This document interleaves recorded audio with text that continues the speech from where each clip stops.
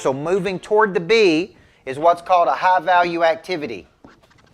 Anything you do that has nothing to do with the B is a low-value activity. This is where most people spend their time. They wake up. Number one, they don't have a B, so they never program the subconscious mind. So at 22, I said my B is to win a championship. Okay, then I started a business. My first goal was to get to $1 million because only 4% of small businesses ever get to $1 million of revenue.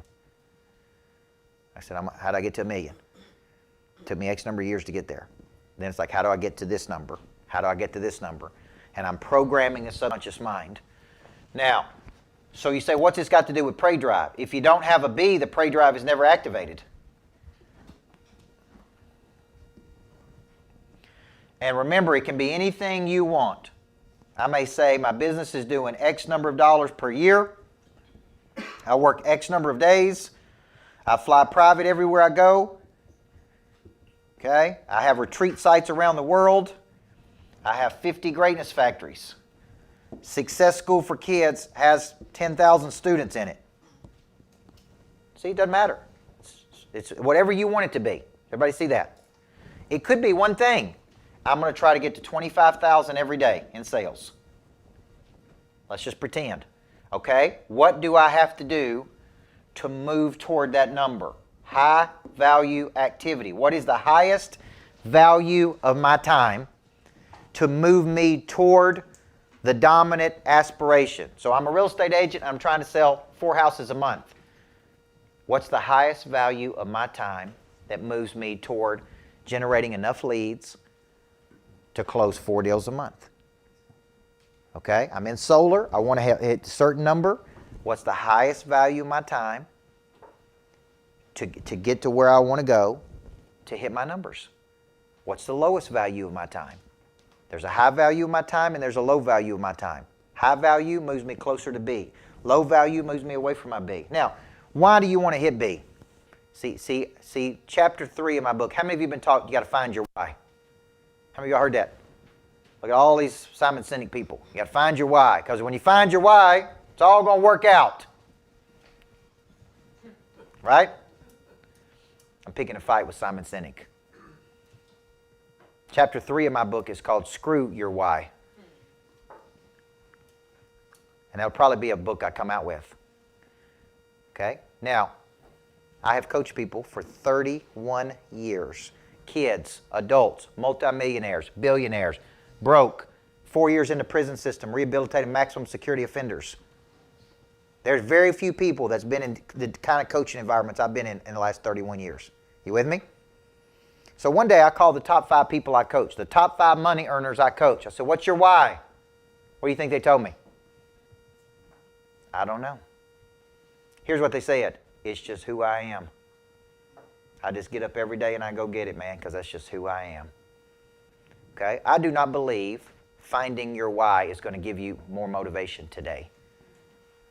I believe I can know my purpose, wake up this morning and still be unmotivated.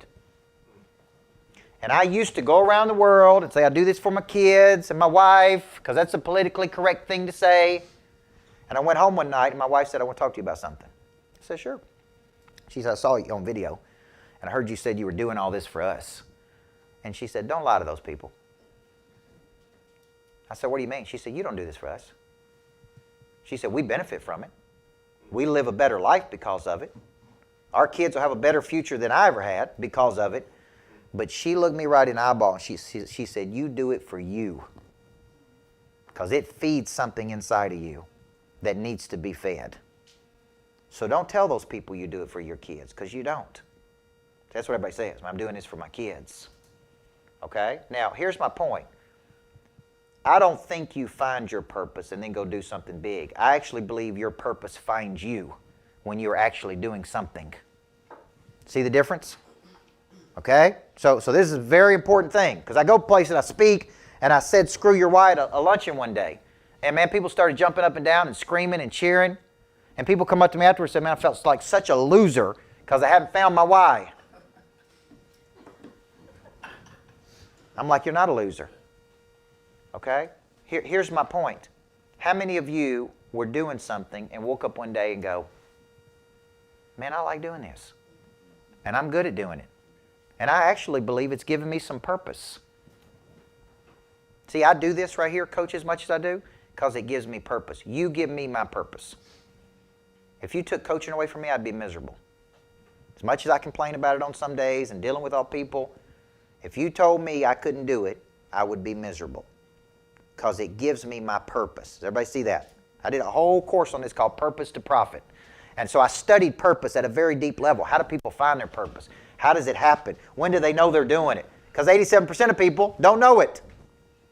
So I actually believe, see, I was a basketball coach. I didn't know I wanted to coach adults until I started coaching adults. I didn't know I wanted to write books until I wrote a book. I didn't sit in a room and go, what's my why? Why am I doing this? I just went out and did it. Okay? So I want to introduce you to a new term that's going to change everything for you. The reason I was asking you, Jessica, is I don't believe in find your why. I'm not knocking Simon Sinek. I actually think he's a genius. I hadn't any. I've heard by secondhand that he's not that great of a person, but nonetheless, what I do believe in is this: something called because goals. So when I was asking Jessica, why do you want to do these things? There's probably a because in there. I want to do this because of this. Why did I tell you I wanted to hit the Wall Street Journal list? Because I wanted to tell my kids that their dad could do it. The Super Bowl that Tom Brady won, Atlanta Falcons, when he was down by 30 at halftime, after the game they asked him why he come back. He said, because my mom is dying of cancer. And I flew her into the game to see me, and I wanted her to see me win a Super Bowl. Because. Everybody see that? What I believe activates the prey drive and flips the switch is a because goal. Because I grew up poor, and I'm sick of being poor. Right? Because my parents weren't good parents to me, I made up my mind I was going to be a good parent to my kids. Because somebody made fun of me when I was a kid, told me I'd never be anything. See, what I think in those moments when you don't feel like doing something, what really kicks in is your because goals. The truth is, I didn't buy that jet for Instagram. I bought it because I was sick of being away from my kids. And when I go on the road, I was on the road for 2 or 3 days at a time, 7 days at a time, in hotels by myself. And I was missing my kids growing up. And I just said, man, what am I willing to do so that I can fly in somewhere and go home and see my kids? So it was a big because goal. Everybody see that? Now, those things are expensive, which activates the prey drive to go out and sell something to pay for the jet so I can see my kids at night. See, in the old days, I would literally be gone for 2 or 3 days. I got to get a flight somewhere. I got to fly in. Sometimes you can't get in there easy. Then I got to stay at a hotel. Then I got to speak. Then I got to wait for the next flight. Then I get home at midnight.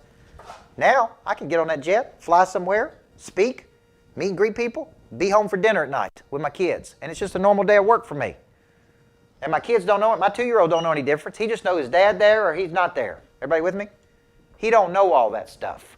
So my point is, if Jessica says, look, this is why I want to do this, because. And here are my because goals.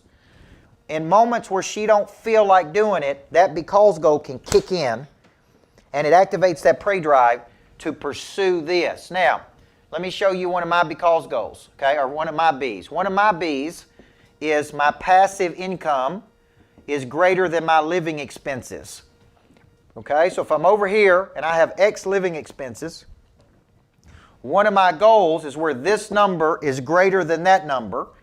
Okay, so the question becomes, how do I get there? How do I get there? How do we rent this lodge more? How do we get this lodge kicking off $500,000 a year in passive income? So when you see me make moves and you can't figure out why I'm doing these things, why did I go into the insurance business? Because an insurance business produces more millionaires than any other industry. Number one, it's got recurring revenue. I'm a builder. I can recruit people like crazy. So I've got 2 insurance agencies. I own 50% of one and 100% of another one. Why? Because I'm trying to get to that number. You see where I'm going? Why am I building a greatness factory in Nashville? Because I think at some point in everyone's life, you make a decision to be great. And when you do, you need somewhere to go. But the other reason is because it produces passive income. If that place is fully rented, it kicks off about $400,000 a year passive income. What's one of my big goals? Passive income. So when I'm over here and I'm trying to get over here, these moves I'm making up here are high value. Now, I call these level 10 opportunities.